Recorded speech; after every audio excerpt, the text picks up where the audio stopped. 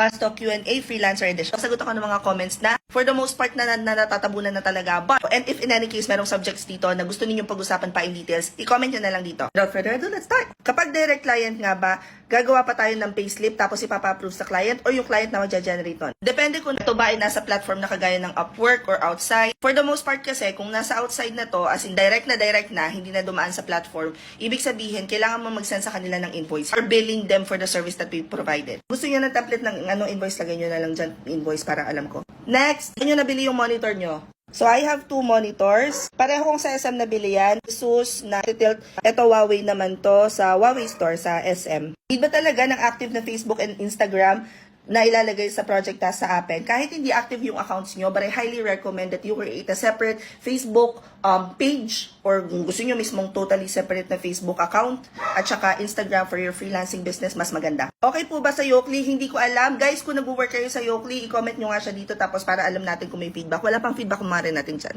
Sosyalidad, may VA na si Vloggy Mary. Matagal na, 3 years na po ako may VA. May isang buong team na talaga ako ngayon na tumutulong sa akin mag-reply sa lahat ng social media platforms. How to know po na legit ang work sa LinkedIn pag nag-message siya yon na nakita daw profile niya with 400 to 1K, ha? 1K connect at tapos nakita daw niya yung profile mo at nag-aalok ng legit na work. Signs na legit ang trabaho kapag kami maayos na website yung kumpanya, tapos yung ginamit nila na email is yung kadugtong nung website ng kumpanya nila. Kung hindi pa rin kayo sure, go to BBB, which is Better Business Bureau. If hindi pa rin kayo sure, manghingi kayo ng advance payment. What are the difference between event, task, reminder? Sa Google Calendar, merong event, laging event yung ginagamit ko para lang alam ko kung ano yung mga ganap ko sa buhay. Pero kung meron kayong task na ginawa sa Google Task siya lalabas, and then reminder naman if you just wanna remind yourself about something important. May problema sa virtual staff, hindi daw nag-i-email pa yung client niya, kung ano mang breakdown. Guys, you have yung mga ganitong questions sa agency nyo.